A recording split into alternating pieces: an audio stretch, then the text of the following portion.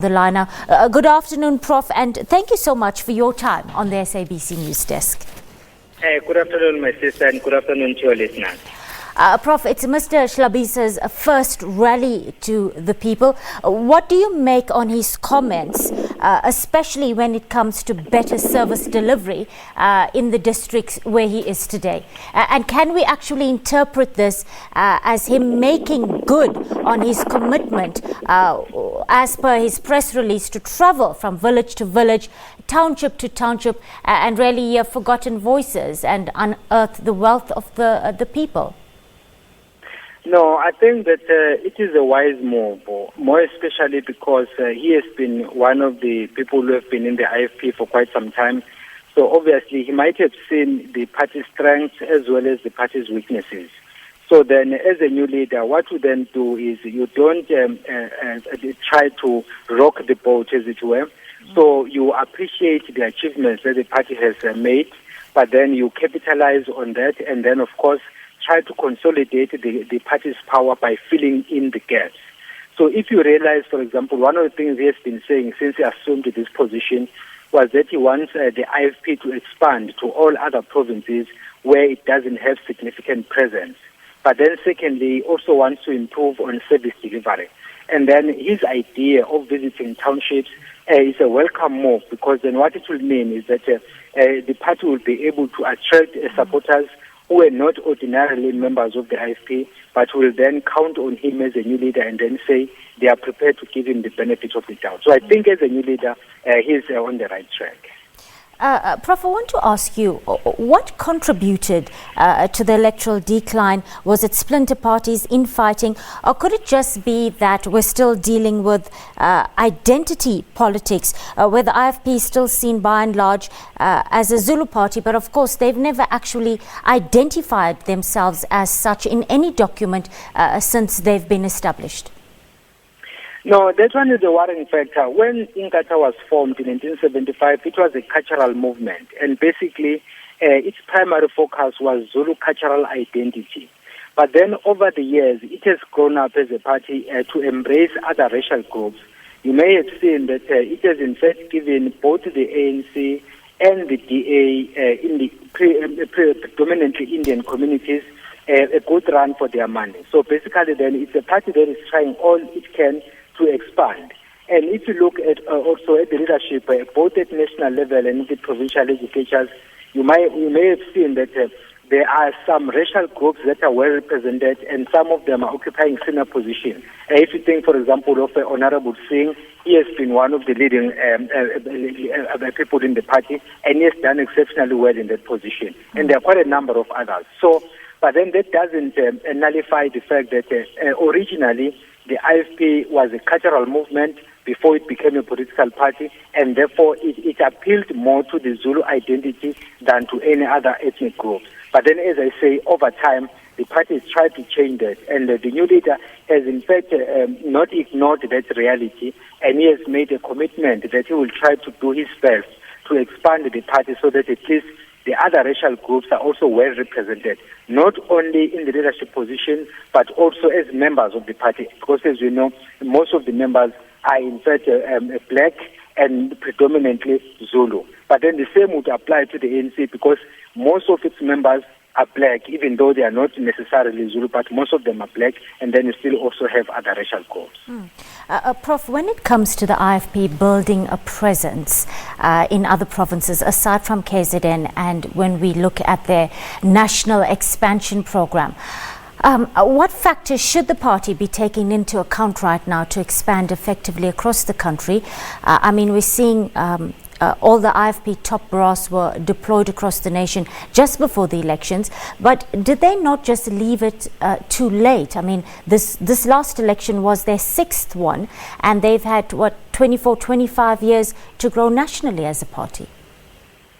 No, I think that like most other political parties, the IFP has not done what it was supposed to do, and in fact it has the potential to grow bigger than it has done. But I think the party was compatible in taking hold of KwaZulu-Natal, because as you recall, KwaZulu-Natal is the only province that has once been ruled by the IFP.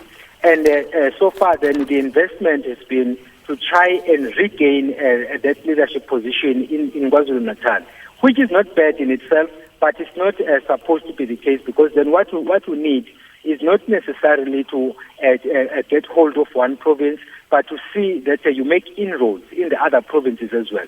So far, the attempts have been that you want to oust the ANC as the ruling party in KwaZulu-Natal and then push it to the official position and then make sure that you consolidate that power. It will be good as a start, but it's not where the party is supposed to end, more especially if it wants to contest at a national level and then one day be the official opposition. Because at the moment, truth be told, I don't think that the IFP is well positioned to be the leader in the country nationally, given the fact that it doesn't command enough support in all other provinces. But it has the potential to move up to the point that it becomes the official opposition if its mission to try and win other provinces is successful. So basically, I would say the onus is on the IFP to do self-introspection and then implement the ideas that the new leader, Honorable Hlabisa, has put forth, that he wants to expand the party. If they can do that, they can do well. And your earlier question saying that why the party has declined in the past, I think it was a combination of factors, one of which was that the party, as you said, was not having enough support nationally. And then, of course, there are people who are opportunists. When a new party is formed, they flock into that party with the hope that they will get positions. That's what they did, for example, when the NFP was formed in 2011. But then afterwards, when they realized they were not getting leadership positions, gradually they started coming back to the party. That explains why the IFP has in fact done very well in the May elections, because some of its former members who had gone to the NFP have now come back, and some of them who had joined the ANC have come back. And then we still have new members who are not in any political party, because the party campaigned very well, especially in KwaZulu-Natal, Gauteng, and some parts of Mpumalanga. Then it has in fact managed to increase its support base even nationally, going up to 10%. So I think that, I think that it has done well, but there is still more that needs to be done.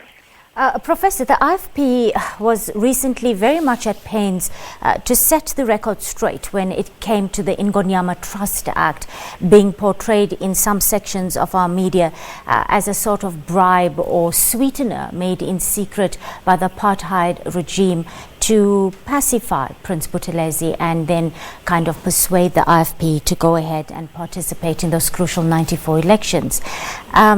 Is that historically and factually true, Prof? And can you take us a step back and explain why the trust was created in the first place? I think that the tragedy is that there are people who pretend not to understand the history of this country, or some don't even understand it at all. And you can see this when you look at most of the utterances that people make and the insinuations that other people make. The reality of the matter is, when you go to negotiations, you go there with an agenda in mind, and you also have plan B. That in the event that plan A doesn't work, you will then revert to plan B. What happened during the build-up, starting with CODESA 1, CODESA 2, and all that, basically not just the IFP. If you look at the parties that were negotiating at that point, including the now governing party, that is the African National Congress, there are things the party wanted to achieve, but when it realized that it was not possible for them to achieve that, they had to take a fallback position and say, okay, plan A has not worked, so let's go for plan B. That is why we ended up with a reconciliation. Some people did not appreciate that, but they ended up doing it anyway. That's why we had the institution of traditional leadership, which the ANC initially was averse to, but then when they realized that things were not going to work, then they took that as fallback position. Now, the IFP then can be looked at from the same lens, because what the IFP had wanted initially was to have a federal state. But then when that failed, it then came with a fallback position and said, let's rather have provinces. So the reason why we have provinces right now, in my view, is because of the IFP. The IFP, in fact, was instrumental in the creation of the provinces, from 4 to 6 and then from 6 to 9. Although there's been talks then that the number might change, but the reality of the matter is it was part of the negotiations and the IFP came up with that. Now, on the issue of the Ingonyama Trust, basically, we know that for the past case, Prince Mangosuthu Buthelezi and the King of the Zulu Nation have been working side by side. There were times when these relations had some turbulence, but then by and large, he remained the chief minister of the Zulu kingdom. So he occupied that position. So when he went to the negotiation table, he was wearing different caps. One, it was the cap of him being the leader of the IFP, but then on the other hand, he was playing his role as the prime minister of the Zulu nation. So he played both roles. So the issue of Ingonyama Trust then came in that particular context. So to say that maybe the apartheid government was trying to pacify the IFP, I wouldn't necessarily agree with that. I would say it was part of the negotiations. In retrospect, with benefit of hindsight, then we can come up with a different theories. But the reality of the matter is it was part of the negotiation. What has happened since then is something that might have not been anticipated, but then we have to deal with it now because it has landed on the table, and Ingonyama Trust has become a debatable issue lately. Professor, let's shift focus for a moment. Now, the Gauteng leadership this week thanked Prince Mangosuthu Buthelezi for coming to Johannesburg last week and trying to help quieten the urban violence we saw, with specific focus on hostel dwellers. A good move, do you think, given that blanket generalizations and commentary by the past by some political and cultural leaders indeed have proved dangerous? And also, what do you make of the president's decision now to send African envoys to other African nations at this time? Okay, starting with the event that happened in Johannesburg, I would say it is regrettable. It is regrettable because Prince Mangosuthu Buthelezi did not go there as the leader of the IFP, because he is no longer the leader of the IFP. Nor did he go there as a politician. And in fact, he made it very clear that he didn't go there wearing a party political cap or ticket, but he went there as an elder. And we know that even in Parliament, at the National Parliament, he is one of the few people who has been trying hard to bring sanity in government. When other political parties were in fact causing chaos, he was one person who would stand up and say, even if you disagree with what the governing party, the ANC, is doing, there are ways of doing it. You can still operate within the precincts of the law and then disagree with what the party is doing, not the manner that people are in fact treating the president. He ended up saying, respect the office, even if you don't respect the individual who is occupying the office. So on that one, I think it was regrettable because he didn't go there as a politician, but he went there as an elder. Now, on the issue of the president sending envoys to other African countries, there are two sides to it. In principle, we might say it's a good move because then it means that he's trying hard to make sure that what is happening in the country does not get the blessing of the government. Coincidentally, I've just published a journal article on this issue because most people talk about xenophobia. And I don't think what is happening in South Africa can be called xenophobia. I, in fact, compared what happened in Ghana in 1969, where Ghanaians chased out Nigerians from Ghana when the economic situation was going down. And then I went on to 1983, when Nigerians sent out all foreign nationals, including those who were from Ghana and those who were from Europe. And I said what the Nigerian state qualifies as xenophobia because they were not targeting only black Africans, but any foreigner.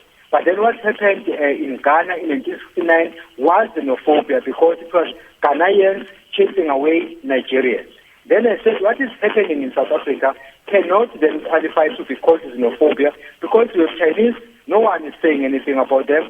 We have whites from Europe, whites from North America, whites from everywhere. They are looked at as investors and they are looked at as tourists, but no one is saying anything about them. Only blacks against blacks.